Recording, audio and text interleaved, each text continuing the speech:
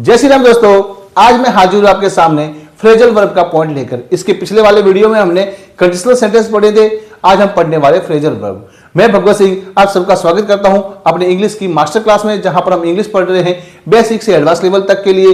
एक कक्षा 6 से 12 तक के विद्यार्थियों के लिए तथा कंपटीशन की एग्जाम की तैयारी करने वाले भाइयों के लिए उपयोगी सिद्ध होगी। तो चलते हैं हमारी स्लाइड पर, जहां पर हम जानते हैं कि फ्रेजल वर्ब होती क्या है। पहले फ्रेजल वर्ब होती क्या है उसको समझने के लिए हमको क्या करना होगा, फ्रेजल वर्ब को समझना होगा।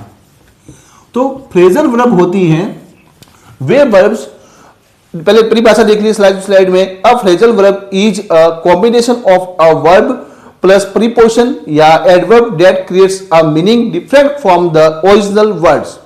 फ्रेजल वर्ब वो वर्ब होती है जो क्या करती है, वे वर्ब जो अपने साथ में क्या जोड़ देती है, परिपोजिशन क्या जोड़ देती है, परिपोजिशन या फिर एडवर्ब लगाकर क्या कर देती है, एक नई मीनिंग को बना देती है।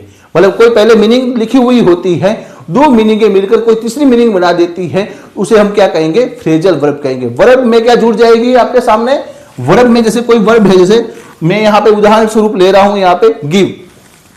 गिव क्या है, एक वर्ब है। गिव क्या है, देना, एक क्रिया है। उसके साथ में आप यदि अप को जोड़ोगे तो क्या हो जाएगा, इसका उत्तर क्या हो जाएगा, गिव अप हो जाएगा। अब गिव अप का मतलब क्या होता है, गिव अप का मतलब होता है स्टॉप, आप इसको रोक दीजिए। और इन दोनों मीनिंगों को मिलाकर एक तीसरी मीनिंग बनी, इसका मतलब हुआ आपको स्टॉप मीनिंग हो गई। क्या बन गई, स्टॉप। इसका अर्थ क्या निकला, स्टॉप। वहीं पर आप देखिएगा look after, look plus after, ये दो वर्ड है। लुक क्या है, एक प्रकार की देखो, देखना क्या है, एक प्रकार की क्रिया, और आफ्टर क्या है, एक प्रकार का क्या है, परिपोजिशन।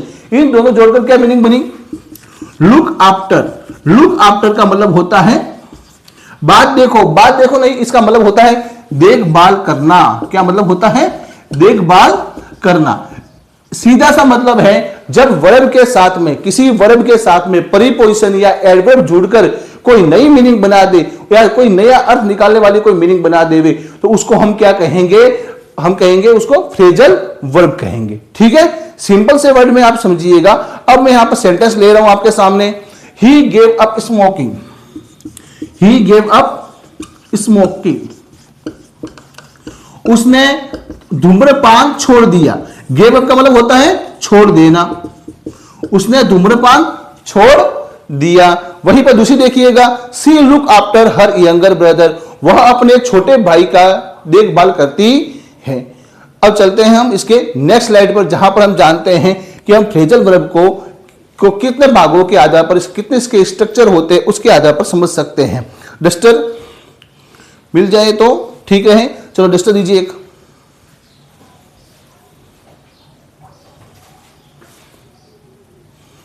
हाँ, डस्टर में लेने, अब इसके स्ट्रक्चर समझेंगे। स्ट्रक्चर है इसका सिंपल सा है।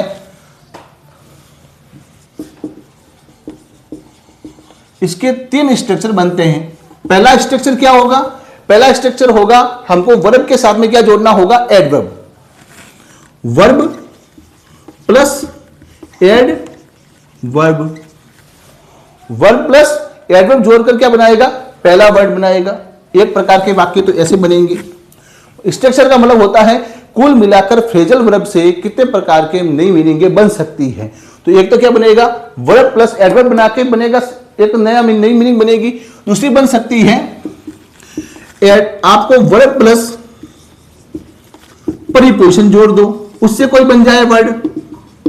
तीसरा है, मैंने बनाया हुआ ये तीसरा है, आप वर्ब प्लस परिपोजिशन और क्या जोड़ सकते हो, एडवर्ब भी जोड़कर, तीनों जोड़कर कोई मीनिंग बन जाए तो भी उसको हम क्या कहेंगे, फ्रेजल वर्ब कहेंगे। तो सबसे पहले हम क्या पढ़ेंगे, वर्ब प्लस एडवर्ब वाला पॉइंट पढ़ेंगे। अब इसको थोड़ा विस्तार से समझते हैं जिससे अपने को समझ में आ जाए। पहला पॉइंट है एडवर्ब, वर्ब प्लस एडवर्ब। अब उदाहरण स्वरूप देखिएगा, यहां पे लिखा हुआ है वेक अप, जगिए। सिट डाउन, सिट बैठना हुआ, डाउन का मतलब होता है नीचे, नीचे बैठ जाओ। कम बैक, कम बैक, वापस आओ। उसी प्रकार सी वेक अप अर्ली, वह जल्दी उठती है। तो ये पहले प्रकार के वाक्य बने। वहीं पर दूसरे प्रकार के वाक्य क्या बनेंगे आपके सामने, वर्ब प्लस क्या बनाने थे हमको, परिपोजिशन वाले वाक्य, वर्ब प्लस परिपोजिशन वाले। वो देखते हैं नेक्स्ट स्लाइड में, जहां पर हम जानेंगे जैसे look after, look after, look plus after. आप पास में उदाहरण स्वरूप देख ही सकते हो, लिखने की क्या आवश्यकता है। बिलीव इन, विश्वास मुझ में कीजिए। केयर फॉर, एक जैसे दो मीनिंग मिलकर नए अर्थ को, लुक आफ्टर का मतलब लुक बाद में देखना, ऐसा नहीं हुआ, इसका मतलब क्या हो गया, देखभाल करना। तो दो मीनिंग मिलकर जहां पर एक क्रिया और एक क्या परिपोजिशन मिलकर एक तीसरी मीनिंग बना रही है, उसे क्या कहेंगे हम, फ्रेजल वर्ब कहेंगे। वहीं पर तीसरा पॉइंट लेते हैं, verb plus adverb plus परिपोजिशन,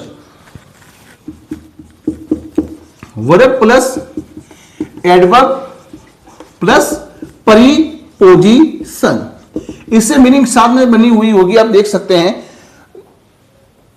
put up with, put एक क्या हुई क्रिया, अप उसका क्या हुआ एडवर्ब, और विथ इस साथ में क्या हुआ परिपोजिशन, तीनों मिलाकर एक मीनिंग बनी, put up with, look forward to, get along with. Example स्वरूप आप देखिएगा, I look forward to meeting you, ये ऐसे एक सेंटेंस बना। तो ये सेंटेंस का उदाहरण है, verb plus adverb plus preposition का क्या है, एक बढ़िया उदाहरण है।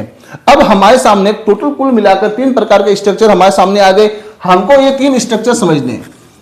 जब भी आप सेंटेंस हल करने जाओ तो सबसे पहले देखना क्रिया है, क्रिया के साथ में उस क्रिया की क्या विशेषता बताने वाला कोई क्रिया विशेषण है। एडवर्ब का मतलब क्या है, क्रिया विशेषण। परिपोजिशन वाला होता है संबंध सूचक शब्द, और अब इन तीनों को मिलाकर क्या कोई क्रिया की विशेषता बताने वाला कोई शब्द है, तो उसे क्या कहेंगे हम, एडवर्ब कहेंगे। आपको एडवर्ब वाला वीडियो जरूर देखना है, जिसे समझ में आ जाएगा। मैंने ऑलरेडी पहले कर दिया, इसका पॉइंट को क्लियर कर दिया है। आगे वाले वीडियो में जब आप एडवर्ब का पॉइंट ढूंढोगे तो मिल जाएगा वीडियो में, ठीक है। तो एडवर्ब किसे कहते हैं, क्रिया विशेषण को कहते हैं, मतलब जो शब्द क्रिया की विशेषता बताते हैं उनको हम क्या कहते हैं, एडवर्ब कहते हैं। जैसे वह तेज गति से दौड़ा, दौड़ना क्या हुआ, क्रिया, और उसको तेज बोला तो वो क्या हो गई, उस क्रिया की विशेषता हो गई। फास्ट रनिंग, रन का मतलब होता है दौड़ना, और फास्ट क्या हो गया, उसकी क्रिया की विशेषता हो गई, तो वो क्या हो गया, उसका हो गया एडवर्ब हो गया। मेरी बात क्लियर हो गई दिमाग में, अब आपको मेरी बात समझ में आ गई होगी। वहीं पर परिपोजिशन तो आप जानते होंगे, in, on, over, before, after, with आदि को हम क्या कहते हैं, परिपोजिशन कहते हैं। इन दोनों को मिलाने से जो शब्द बनेंगे, किसी क्रिया के साथ में क्रिया विशेषण या परिपोजिशन मिलाकर कोई नई मीनिंग बनाने को हम क्या कहते हैं, फ्रेजल वर्ब कहते हैं, ठीक है। अब इस फ्रेजल वर्ब को पहचान कर आप तीन स्ट्रक्चर से आप पहचानोगे। ये हो गया सिंपल सी टेक्निक। अब हम जानेंगे कि हम फ्रेजल वर्ब को कितने भागों में बांट सकते हैं, मतलब फ्रेजल वर्ब के कितने टुकड़े कर सकते हैं, किसके आधार पर समझते हैं। तो हम स्लाइड में जानेंगे फ्रेजल वर्ब को हम दो भागों में बांट सकते हैं। वर्ब होगा तो दो प्रकार की वर्ब होगी, एक कौन सी होगी, ट्रांजिटिव,